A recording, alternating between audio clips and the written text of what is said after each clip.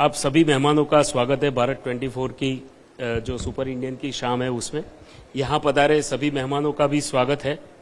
हमारे सीएमडी और CEO doctor Jagdish Chandra जी, उनका भी स्वागत है सर। और साथ ही मनोज जग्यासी हमारे बिजनेस हेड है। यहाँ पर जो भी मेहमान यहाँ पधारे हुए हैं सबका स्वागत है। सबसे पहले भारत 24 करीब करीब 2 साल का सफर पूरा करने जा रहा है। YouTube के ऊपर हमारे 10 लाख से भी अधिक सब्सक्राइबर है, तो सोशल मीडिया में भी डंका बज रहा है भारत 24 का, और लोग चैनल को तो पसंद कर ही रहे हैं। और यही नतीजा है कि आज इतनी भारी मात्रा में लोग यहाँ पर उपस्थित हुए हैं। पीयूष भाई आपका स्वागत है, पारस भाई आपका, नेहुल भाई आप सभी का स्वागत है।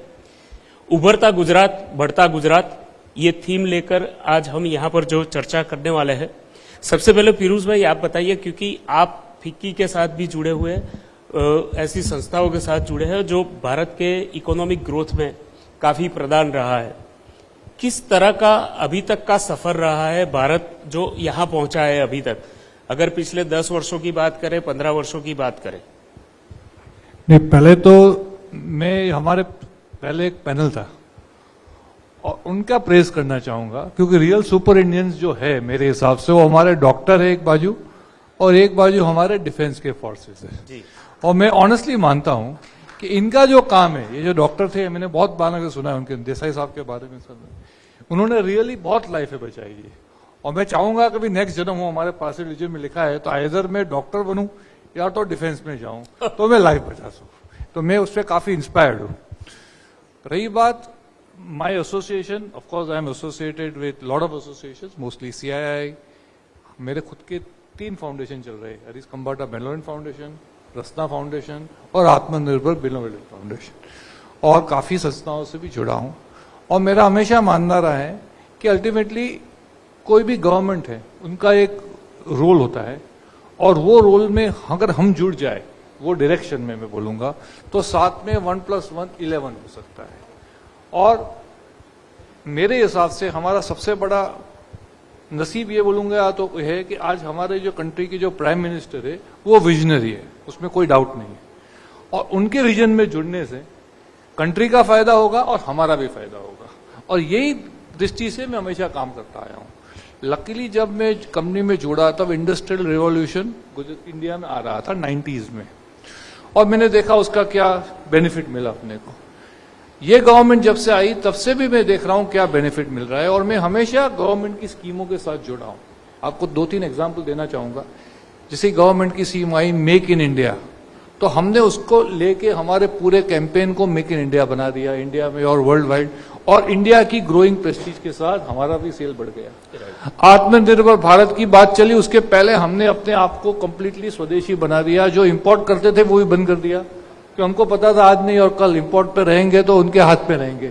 We need to be self dependent. भले महंगा हुआ, तो we try to see that unlike most of our competitors जो आज भी जूस इंपोर्ट करते हैं कहीं से, वो फलाना वहां से, हमने सब कुछ इंडिया बनाया। तो इससे हमारा एक फायदा ये हो गया कि जब ये सब कोविड में सप्लाई चेन डिस्ट्रप्शन हो गए, हमारा कोई डिस्ट्रप्शन नहीं होगा। हम कुछ सब कुछ बनाते थे, और आज डॉलर 85 रुपीज का हो गया है, तो हमको वो भी फायदा हो गया। अब रही बात, अभी नया चल रहा है लोकल टेक ग्लोबल। उसके पहले भी हमने इंडिया का मैंगो हो, इंडिया का रोज हो, इंडिया का हनी हो, उसको 60 कंट्रीज में ले गए। तो गवर्नमेंट की ये स्कीम के साथ हम जुड़ गए, और आज पूरा हमारा आइडिया है कि कैसे लोकल प्रोडक्ट को फॉरेन में 60 कंट्रीज में लेके जाए। स्वच्छ इंडिया हो, स्किल इंडिया हो, CSR पॉलिसी गवर्नमेंट की आई 2% की, उसके पहले मैं 10% कंट्रीब्यूट कर रहा हूं। क्यों? मेरा डेफिनेटली मानना है कि we businessmen, we are trustees of society, और ये पारसी प्रिंसिपल, पारसी हमारी जो अवस्था है, हमारे जो गाथा है, उसमें भी ये लिखा गया है। So we have to work for society. This god has given us the fortune that he has given us the way means, the knowledge, the money power, whatever. You have to use it in such a manner कि we can help the country of our age. और मैं हमेशा एक चीज तो बोलूंगा, जो हर bench पे बोलता हूं, कि I think real future India में है। जो इंडिया से आज बाहर जाना सोच रहे हैं उनको बोलते हुए कि जो फॉरेन वाले आज इंडिया आ जाएंगे, there is nobody who will stop India's super power। और जो अभी जा रहे हैं उनको सोचना चाहिए कि actually they are living at the wrong time. अभी रियल इंडिया का सेंचुरी चालू हुआ है, और जो भी फ्यूचर है वो इंडिया में मेरे हिसाब से। बिल्कुल। यहाँ जो लोग बैठे हैं, पीयूष भाई फूड इंडस्ट्री से जुड़े हैं, पारस भाई रियल एस्टेट और बेहुल भाई जो है वो फाइनेंस और इक्विटी मार्केट से जुड़े हैं। यानी रोटी कपड़ा मकान, तीन चीज जो हमारी बेसिक जरूरियात है उस पर हम चर्चा कर रहे हैं।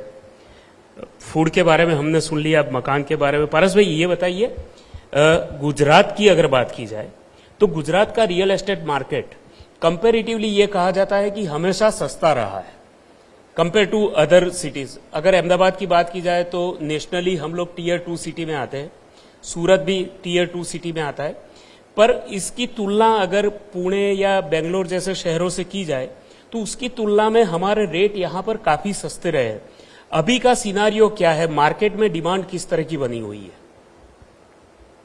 देखिए, अभी मैं गुजरात के रियल एस्टेट की बात करूं तो गुजरात में रियल एस्टेट पिछले 10 सालों में काफ़ी उभर के बाहर आया है। यानी हम अहमदाबाद, सूरत, राजकोट, बड़ौदा की बात करें तो आज भी जो मकानों के दाम हैं वो ऑब्वियसली जो मेट्रो सिटीज़ हैं, बॉम्बे, दिल्ली, बेंगलोर, इसके करीब भी नहीं पहुंच पाए हैं। तो अभी भी रियल एस्टेट में या हम देखना चाहें कि मकान में काफ़ी पोटेंशियल है कि यदि हम लोग रियल एस्टेट में इन्वेस्ट कर रहे हैं या मकानों में गुजरात में कहीं भी हम इन्वेस्ट कर रहे हैं तो अभी काफ़ी अपॉर्चुनिटी है। जैसे हम अहमदाबाद की बात करें तो आज से 10 साल पहले का जो मकान का प्राइस था और अभी का मकान का प्राइस है वो अहमदाबाद और गुजरात की दृष्टि से देखने जाओ तो काफ़ी बड़ा हुआ है। पर जब हम फिर से देखने जाते हैं कि यदि बॉम्बे वाला कोई आके बोलता है कि तुम्हारे वहाँ का 4 BHK का मकान तो हमारे वहाँ 1 BHK की कीमत में मिलता है, फिर हमको शर्म सी आती है कि हम अभी भी कितने पिछड़े हुए हैं। तो बॉम्बे का अभी 1 BHK के मकान तक भी हम लोग नहीं पहुँच पाए हैं। तो बेसिकली अभी गुजरात में काफ़ी पोटेंशियल है। जैसे गुजरात में अभी बात की जाए तो धोलेरा और गिफ्ट सिटी की बात करें, पिछले 6 महीने में ही आप गिफ्ट सिटी की बात करें तो करीबन 1 साल पहले हम बात कर रहे थे तब 1200 रुपये का स्क्वायर फीट FSI हमको बुला के दिया जाता था और हम लोग वहाँ पे जो है सोचते थे कि गिफ्ट सिटी को डेवलप कैसे किया जाए। आज की तारीख में वही जो है वो 4500 रुपया 4200 रुपया स्क्वायर फीट पे ऑक्शन हो रहा है। तो इससे देखा जा रहा है कि अब ट्रू सेंस में जो है वो गुजरात रियल एस्टेट में डेवलप हो रहा है और आने वाले समय में भी गुजरात काफ़ी डेवलप होगा, ये भी दिख रहा है। बिल्कुल मेहुल भाई, जो पारस भाई ने बात कही वही आपने तो एक मौका ले ही लिया है गिफ्ट सिटी में अपना प्रीमाइस खड़ा करके। वहां पर जिस तरह की डेवलपमेंट फाइनेंशियल सेक्टर में हो रही है, क्या लग रहा है आपको? और हर बार के बजट में देखा गया है कि प्रधानमंत्री की तरफ से गिफ्ट सिटी को लेकर कोई ना कोई बड़ी अनाउंसमेंट होती है। क्या लग रहा है आपको कि गिफ्ट सिटी का कितना एक तरह से बूस्ट मिलेगा गुजरात की इकोनॉमी को ग्रो करने में? Good evening, everyone. First of all, I like to thanks Bharat20 for conceptualizing and executing the Super Indian series. Coming back to your question, Gift City today, IFCA has been empowered with 4 premium institutes like RBI, SEBI, IRDA, and Pension Fund Regulatory Development of India. If I just go behind like domestic market, तो आपको मानो NBFC या banking licence चाहिए, you to go to RBI. आपको insurance licence चाहिए, you to go to IRDA, right? Then if you want some broking business to be done और बाकी काम करना है आपको इक्विटी में, then you to go to exchanges and SEBI separately, right? तो ये गिफ्ट में इन्होंने सारे एम पावर गिफ्ट को दे दिया, इफ्का को दे दिया है. So from a single window it is getting cleared. So आपको ease of operation for any domestic और इंटरनेशनल इंस्टीट्यूट जो आपको IFSC जोन हो वर्ल्ड में, because we are competing with Singapore और दुबई और US जहां पे IFE सेंटर्स हैं, उनसे हम compete कर रहे हैं. So this has been done so very well कि आपको एक तो if you have a business in GIFT City IFSC तो आपको 15 में से 10 साल का कंसेक्यूटिव टैक्स एग्जम्पशन है. उसके अलावा आपको GST ना तो देना है ना तो लेना है, right? Apart from it, there are a lot of state incentives are there. जिसमें आपको अलग अलग you know for opex and capex अलग टाइप के उनके ग्रांट्स हैं. Then there are you know grants for PF contribution for employee training के लिए benefits है. So the lot of things has been done in IFSI. So all this put together, you know, there is a very strong body coming up. Regulatory fund पे मैं बोलूँ तो it is very you know dynamic. जहाँ पे you know particularly if I talk about the fintech market, तो fintech market में direct authorization है और sandbox है, fintech sandbox है. Under the fintech sandbox there are a lot of opportunities.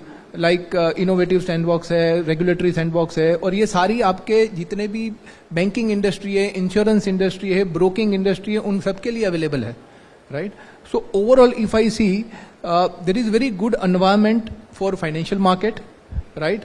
Recently इन्होंने अभी डायरेक्ट लिस्टिंग अलाउ किया है.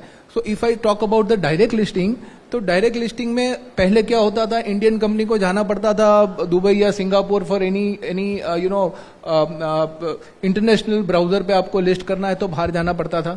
वहां जाके आपको सब्सिडरी रजिस्टर करनी पड़ती थी. Pain of the getting regulatory pain was there for registering there, cost था, पेन था, टाइम था, राइट. ये सारा हर्डल निकल गया. They can directly come and raise the money from the any browser. यहां से आप आके लिस्ट कर सकते हो and listing will become you indirectly. I am taking about the you know long term benefit कि यहाँ के कंपनीज हैं, यहाँ के स्टार्टअप्स हैं जो डायरेक्ट बाहर से फंड रेज कर पाएंगे, तो उनका कॉस्ट ऑफ फंड कम रहेगा, कॉस्ट ऑफ फंड कंपिटिटिव रहेगा with their global peer. So इनके कॉस्ट एफिशिएंसी बढ़ेगा and overall Indian companies will become more effective, right, more competitive. जी फिरोज भाई, ये बताइए कि जो ओवरऑल गुजरात का ग्रोथ हुआ है पिछले 10-15 वर्षों में, उसकी अगर तुलना की जाए, जो देश की GDP की बात हो रही है, 5 ट्रिलियन इकोनॉमी करने का जो सपना है प्रधानमंत्री जी का, उसमें गुजरात कैसे ग्रोथ इंजन बन सकता है?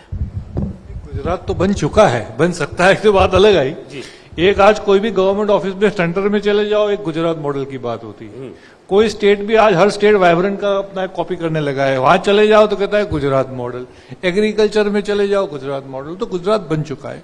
और मेरे को यह मानना है कि अभी गुजरात को जो फ्यूचर आप बात कर रहे हैं ये शो में, मंच में, यू हैव टू थिंक कि गुजरात अभी और क्या लीडरशिप दे सकता है. और मेरे हिसाब से जो सबसे बड़ी लीडरशिप ये देख सकता है कि the whole world is talking of विकसित भारत का एक डेट दे दिया है 47-45. मेरे को ये कहना है कि Gujarat should not wait for that. I think we are at this level with our sort of the way we can develop much before. आज हम 35 में फुल्ली डेवलप हो सकते हैं. और इंपॉर्टेंट चीज ये है कि वो डेवलपमेंट के क्या पैरामीटर होने चाहिए. और मेरा फुल्ली ये मानना है कि डेवलपमेंट के पैरामीटर खाली GDP या तो कंट्री का डेवलपमेंट और ग्रोथ नहीं हो सकते स्टेट का. उसमें जो सस्टेनेबिलिटी है वो मॉडल में लानी पड़ेगी. Child education, child mortality, medical care, जो सोशल पैरामीटर्स है वो भी मॉडल में लाने पड़ेंगे. If we blindly follow the west, हम ब्लाइंडली वेस्ट को फॉलो करके एक ग्रोथ मॉडल बनाएंगे तो we will get into the same problem they have got into. जो आज वहां प्रॉब्लम चल रहे हैं, social problem, family problem, criminal problem, drug का प्रॉब्लम और पोल्यूशन लेड प्रॉब्लम, हम उसको भी इनहेरिटेड कर देंगे. तो मेरे हिसाब से we all should today be working at a India formula model. और वो इंडिया फॉर्मूला मॉडल पहले गुजरात फॉर्मूला मॉडल बनाना पड़ेगा जो इंडिया फॉलो करे. तो मेरे हिसाब से what Gujarat can do today is take the lead in having our own indigenous growth model, what I call the Gujarat model of development. और वो पैरामीटर में हम आगे बढ़े और गुजरात को वो पोजीशन पे लाए कि आज वो जो डेवलपमेंट का फायदा है वो सबको till the lowest end the bottom of the pyramid मिल सके. अदरवाइज वो ग्रोथ का कोई मतलब नहीं है. अगर 4 आदमी हेलीकॉप्टर में घूमे, फ्लाइटों में घूमे और डांस शो बड़े बड़े करोड़ों को करे और आम आदमी रोड पे बैठा रहे, वो तो कोई मॉडल नहीं है. तो वो कैसे मॉडल बनाया जाए उसके लिए काम करना है. और इंडस्ट्री का उसमें बड़ा रोल है. आप बोलोगे तो पॉलिटिशियन में नहीं हूं, तो मैं तो इंडस्ट्री का रोल है. हम ज्यादा एम्प्लॉयमेंट दे रहे, जैसे कि रूरल एरिया में हम डबलिंग ऑफ फार्मर्स जो इनकम है उसमें करें, कैसे क्रॉप बनाए जिससे फार्मर का फायदा हो, कैसे FDI ज्यादा रूरल एरिया में आए, कैसे इंडस्ट्री ज्यादा रूरल एरिया में लगे, क्या क्या किया जाए CSR में, फाउंडेशन थ्रू, ट्रस्ट के थ्रू, के बॉटम ऑफ पिरामिड को उसका ट्रिकल बेनिफिट मिला जाए. यहाँ फिल्म स्टार बैठे, फिल्म स्टार को शो करने चाहिए जिससे वो जो फंड आए वो फंड फ्री में मैं तो कहूँ शो कर दे, वो फंड रूरल एरिया में यूज किए. तो तो ये सब चीज में हमको सब सिविल सोसाइटी को मिलके, इंडस्ट्री को मिलके कायदा करना पड़ेगा, और वो जब करेंगे तब ही पूरा इंडिया डेवलप होगा और गुजरात डेवलप होगा, ये मेरा मानना है। बिल्कुल, अभी तो पहले ये लोग अपने लिए कमाई कर ले, फिर गाँव में जाके नहीं, या साथ साथ में मैं भी कमाई करता हूँ, मैं कोई सोशलिस्ट नहीं हूँ, पर साथ साथ में सबकी कमाई होगी तो मेरी कमाई होगी, और सबकी नहीं होगी तो मेरी भी नहीं होगी। एक जमाना आएगा लोग मेरे को स्लॉट पे डाल के डाल देंगे, वही तो प्रॉब्लम है। माओइज्म क्यों चालू हुआ, उसका एक पूरा सेकंड शो करो, सबका फायदा होगा तो हमारा फायदा होगा, वो तो क्लियर है। पारस भाई, मैं इसी से जुड़ा एक सवाल आपसे करना चाहूंगा। आमतौर पे देखा गया है, अगर पहले 10 साल पहले की बात करें, मैं रियल एस्टेट को रेगुलर फॉलो करते रहता हूं, तो अगर 10 साल पहले की बात करें तो ये था जब प्रधानमंत्री यहाँ के मुख्यमंत्री थे मोदी जी, तब इंडस्ट्रीज काफी आई, वाइब्रेंट का फायदा काफी मिला और इसके कारण एक बड़ा सा बूस्ट मिला था रियल एस्टेट इंडस्ट्री को। लेकिन अभी जो बात है, जो पीयूष भाई कह रहे हैं, मैं उससे उल्टा देख रहा हूं, क्योंकि अहमदाबाद में जो डिमांड है वो रियल यूजर की है, और वो रियल यूजर कौन है? जो आसपास के गांव से आया हुआ आदमी है, जो यहाँ रोजगार के तलाश में आया है या उसको रोजगार मिला है और वो प्रॉपर्टी खरीदता है। किस तरह की डिमांड या किस तरह के लोगों की डिमांड इस बार रियल एस्टेट में अभी पिछले 2-3 वर्षों में देखने को मिली है? देखिए, हम रियल एस्टेट की बात करें तो सबसे ये कोई मंच पे बोला नहीं जाता है, पर भारत में सबसे ज्यादा रोजगारी देने वाला यदि कोई सेक्टर है तो वो है रियल एस्टेट। आप एक छोटा सा भी, कोई भी, मैं बता रहा हूं कि पूरे भारत में से एक छोटा भी बिल्डर ले लो, उसके वहां पे कम से कम 200-400 मजदूर काम कर रहे होंगे, कम से कम जो है 5 से 10 सुपरवाइजर काम कर रहे होंगे, और हजारों लोगों की रोजी चलती है। मैं मानता हूं कि पूरे भारत में यदि आज डेवलपर गिनने जाए तो 5000 से ज्यादा डेवलपर है, और ये 5000 डेवलपरों के साथ करीबन 500 या 1000 आदमी भी जोड़ा जाए तो ये जो सेक्टर है रियल एस्टेट, ये काफी बड़ा रोजगार दे रहा है, और ये रोजगार जो है ये काफी मायने में आज भारत की प्रगति में एक अपना मुकाम हासिल कर रहा है। अब मैं आपके प्रश्न पे आता हूं कि जो गुजरात में अभी रियल एस्टेट की बात करें, अहमदाबाद में अभी आप छोटे से छोटा मकान और बड़े से बड़े मकान की डिमांड है। आप छोटे से छोटा मकान देखने जाएं तो 20-22 लाख रुपए के भी कस्टमर्स जो हैं आज यहाँ पे मिल जाएंगे, और अहमदाबाद और सूरत, बड़ौदा में ये पिछले 4-5 साल में देखा जा रहा है कि यहाँ पे 5 करोड़ रुपए के भी मकान बिक रहे हैं। तो इसको मैं 100% जो है गुजरात की और देश की समृद्धि करूंगा कि आज जो है गुजरात मॉडल पूरी जगह पे, जहां हम गुजरात के बाहर भी जाते हैं वहां भी गुजरात मॉडल के डिस्कशन होता है, और आजकल तो आप देख रहे हैं कि पूरी दुनिया में जो है गुजरात का एक छोटा सा गांव जामनगर, वो पूरे दुनिया में, पूरी सोशल मीडिया में और सब जगह जो है उसकी चर्चा हो रही है।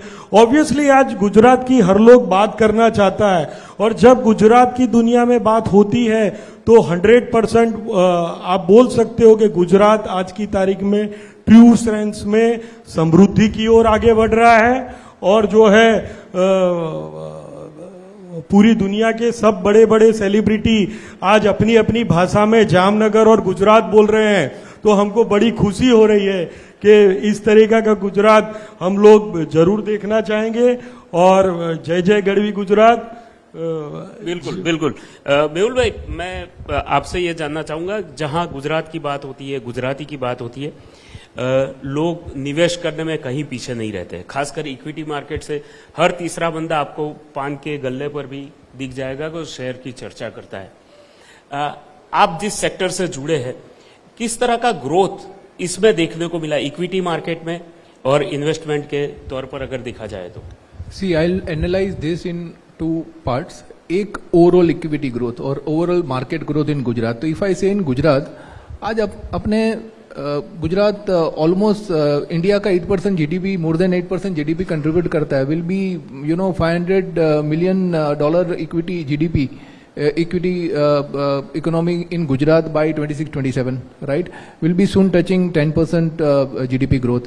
खाली 5% of population of Gujarat has processed more than 33% of overall total merchant export from India, right. तो if you talk about Gujarat में जो इंडस्ट्रीज है, it is very organically place, very well planned. आप देखो तो it is a very well balance of all traditional economy business like textile and gems are there, engineering is there, pharmaceuticals is there, chemical is there, ceramic is there, right. As well as अपने देखे तो all upcoming industries like semiconductor is there, EV business is there, EV charging पकड़ लो, EV manufacturing, vehicle manufacturing पकड़ लो. We have the best plants in coming up in Gujarat. Even hydrocarbon में पकड़ लो, even for cleantech business पकड़ लो, AI ILTS पकड़ लो, तो सब में aerospace पकड़ लो, डिफेंस पकड़ लो, तो सब में we are very placed, very well placed. आप गुजरात में देखिए तो हर 50-100 किलोमीटर के बीच में आपको अच्छा इंडस्ट्री मिलेगा. And they all are geographically very well spreaded. South में जाओगे आपको केमिकल मिल जाएगा, आप जैसे सूरत में आओगे आपको टेक्सटाइल और ये मिल जाएगा. मार्केट का क्या scene? Yes, very well placed, right. And if I come about the equity market, see India आज के दिन में गोल्ड का सबसे बड़ा कंज्यूमर है, the second largest consumer in India world, right. Where as we are net importer and by gift we are post to become the driver of gold. आज अब से ज्यादा कंज्यूम करते हैं, सबसे ज्यादा इंपोर्ट करते हैं, लेकिन आज के दिन में गोल्ड का रेट अपने से फाइनल नहीं होता, कहीं और से निकलता है. So by setting up the GIFT, by setting up the IIBX in GIFT city, आज से 5 साल के अंदर गोल्ड का रेट इंडिया कंट्रोल करेगा. This is what I can see in GIFT city and the impact of the market. आज के दिन में गिफ्ट सिटी में, गिफ्ट निफ्टी में वर्ल्ड के सारे लोग have started investing, they have started shifting from SGX Nifty. So this is what I see in India.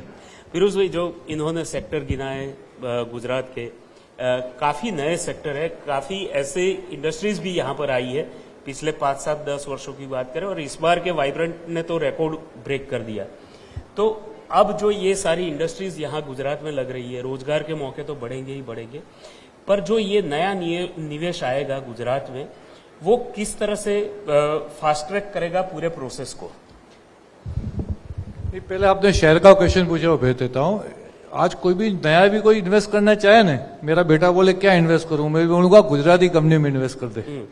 Chances ये है कि गुजराती कंपनी का अगर कोई इंडेक्स बना दे मैंने, तो गुजराती ओन कंपनी का रिटर्न IRR इंडिया की नेशनल IRR से डेफिनेटली बेटर होगा. तो you can, I would say blindly own Gujarati shares, you will be beneficial, ये मेरा मानना है. एंड आई डेफिनेटली बिलीव कि जो रियल स्टोरी है इंडिया की स्टॉक मार्केट की आज चालू हो रही है, वो स्टॉक का क्वेश्चन है. रही बात न्यू जनरेशन इंडस्ट्रीज की, मैं साउथ कोरिया का भी का ऑनरेबल काउंसिल हूं. जो गुजरात में लैकिंग है वो है technology and technology led industries. मैं सर्विस की बात नहीं करूंगा, because Indian service sector is more outsourcing of man power, which I don't think is the right way. In मेरे हिसाब से we should have technologically driven growth. And I am very happy कि semiconductor, AI related things, जो आज what I call EV cars, ये सब चीजें जो आ रही है, I think those will take the Gujarat to the next phase. And I think अपना नेक्स्ट फेज आएगा जब टेक्नोलॉजी लेड, तो automatically it will also now trickle down to our education sector. Even education sector now has to keep space with this new technology developments and get the youngsters ready for this type of industries. तो मेरा मानना है कि ये एक बाजू government plan करे कि कैसे नई जनरेशन की टेक्नोलॉजी लेड इंडस्ट्री आए, एजुकेशन सेक्टर प्लान करे, इनको कैसे हमको एक यूथ दिया जाए कि जो ये सेक्टर में जुड़े, और इन्वेस्टर ये सोचे कि भैया इसमें हम भी इन्वेस्ट करते हैं, भले 2-5 साल ज्यादा लग जाए. If I have given a choice, I will definitely invest in this type of fund. ये पूरा मिलके इसका पूरा बेनिफिट होगा. और डेफिनेटली गिफ्ट सिटीज में big advantage, also I believe Dholera is a big advantage, the various industrial assets government is coming up is a big advantage. तो ये सबका जो क्यूमुलेटिव बेनिफिट होगा वो उसमें गुजरात का पूरा बेनिफिट होगा. And I should say 2 sectors तो मैं डेफिनेटली बोलूंगा. एक है जो प्राइवेट सेक्टर का जो इन्वेस्टमेंट डिफेंस में आ रहा है, आई डेफिनेटली बिलीव उसका बेस गुजरात हो सकता है. We should be making many more defence product जो आज इंडिया को आत्मनिर्भर बना सकते हैं, और वो गुजरात में आने चाहिए मेरे हिसाब से. Number 2, Gujarat has been a base of India's pharmaceutical industry. 30-40% pharma Gujarat से बनता है, पर आप अगर इंटरमीडिएट की बात करो और रॉ मटेरियल की बात करो, नहीं बनते. ऑनेस्टली स्पीकिंग, या आप खाली अगर फार्मास्यूटिकल बना रहे हो विद इंपोर्टेड इंग्रेडिएंट्स, उसका कोई मतलब नहीं है।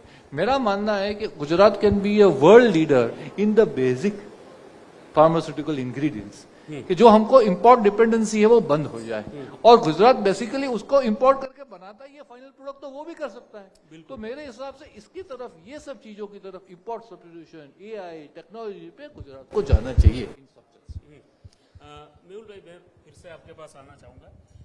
एक चीज बताइए कि गिफ्ट सिटी में अभी काफी आसान हो गया है, अगर जाके आपको अपना बिजनेस सेटअप करना है या आईएफएससी में जाना है तो रेड कारपेट है, पर ओवरऑल अगर बिजनेस की बात करें आप गिफ्ट सिटी को छोड़ के, इतनी आसानी नहीं होनी चाहिए कि और कहीं भी जाना हो तो वो चीजें आसानी से उपलब्ध हो?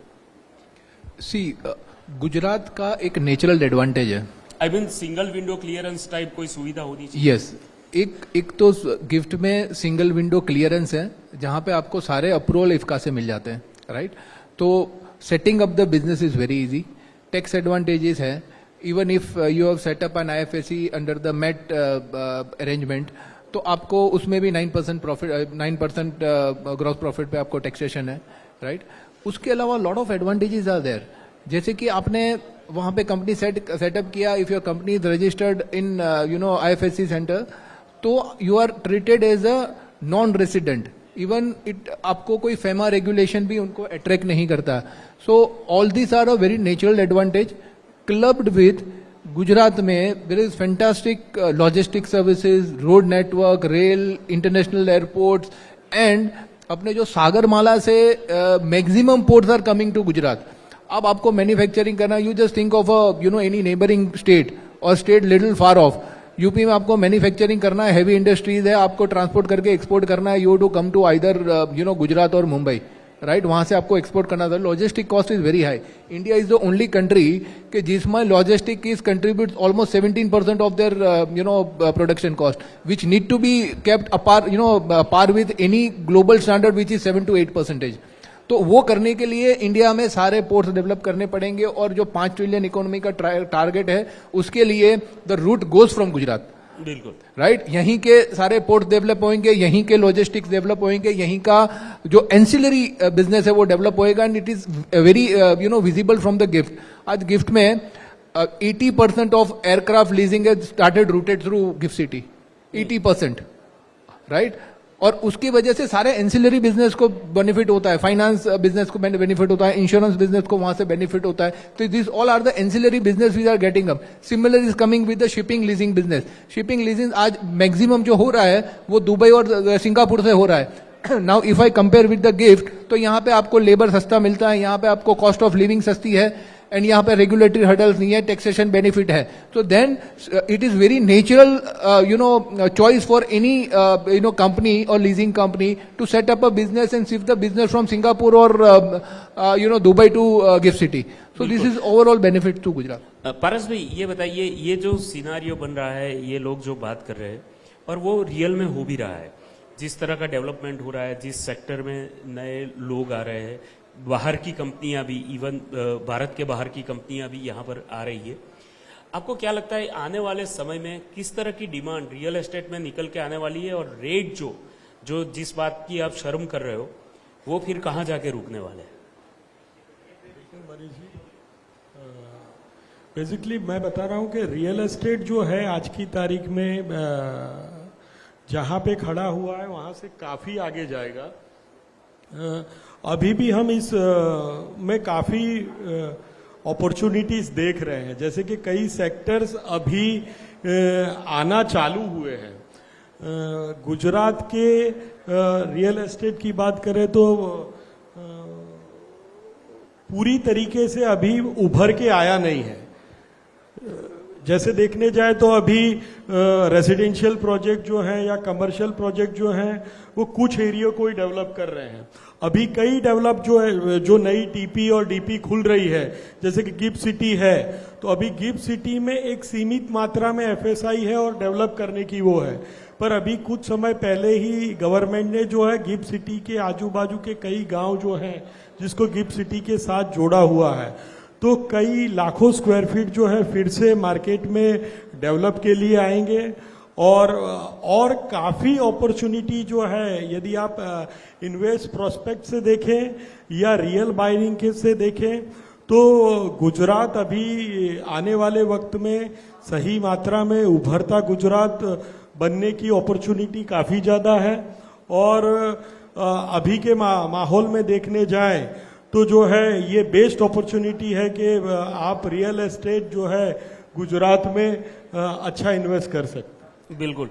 पीयूष भाई, ये जो बातें हो रही है, लेकिन सबसे बड़ी बात वही जो गिफ्ट सिटी को जिस तरह का बेनिफिट मिला है वो बाकी एरिया में क्यों नहीं मिल रहा है, और सरकार की तरफ से क्या एक आसान तरीका नहीं होना चाहिए, सिंगल विंडो क्लियरेंस टाइप, या जिस तरह का ग्रोथ अगर सरकार चाह रही है तो उसको आसान करने के लिए, वहां पर पहुंचने के लिए क्या रोड मैप? ये दो क्वेश्चन है, दोनों को सेपरेट ले लेता हूं। एक सिंगल विंडो गवर्नमेंट ने चालू कर दिया है, पहली बात यह है, पर वो सिंगल विंडो एप्लीकेशन विंडो हुआ है, और मेरा हमेशा मानना है एप्लीकेशन तो हो ही जाएगा, पर उसका अगर समाधान नहीं आएगा उसका तो कोई फायदा नहीं है। इसलिए what I have been saying in various forums of ease of doing business कि एक ऑटो क्लियरेंस दे दो। मैंने सिंगल विंडो में एक लाइसेंस डाला है, अगर 30 डेज में वो लाइसेंस नहीं आता है तो आई प्रिज्यूम कि ऑटो हो गया, अनलेस कोई क्वेरी आए जो सब्सटेंशियल है, मैं नहीं उसको दूं।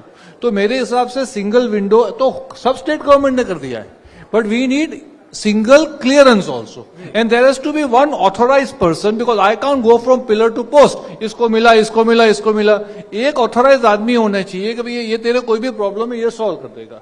तो ये थोड़ा ईज ऑफ बिजनेस में करने की जरूरत है, पर मैं डेफिनेटली कहूंगा लास्ट 5 years में जो ईज ऑफ डूइंग बिजनेस में काम हुआ है वो 20 साल में नहीं हुआ था। तो टू दैट एक्सटेंट प्लस है, पर वी थिंक कि ज्यादा हो सकता है। सिमिलरली खाली बिजनेस सेटिंग में नहीं है, आज इंडिया का रियल काम है एक्सपोर्ट। एक्सपोर्ट में कैसे ईज होवे, ईज ऑफ एक्सपोर्ट। फिर मैं कहूंगा ईज ऑफ लिटिगेशन। आज 10-10, 20-20 साल तक लिटिगेशन चले, गवर्नमेंट हर चीज के लिए कोर्ट में चली जाए, क्या मतलब है? गवर्नमेंट को वो क्या विवाद से विश्वास जैसा एक स्कीम सब चीज में लाना चाहिए, 50% दे दो हम आपको क्लियर कर देते।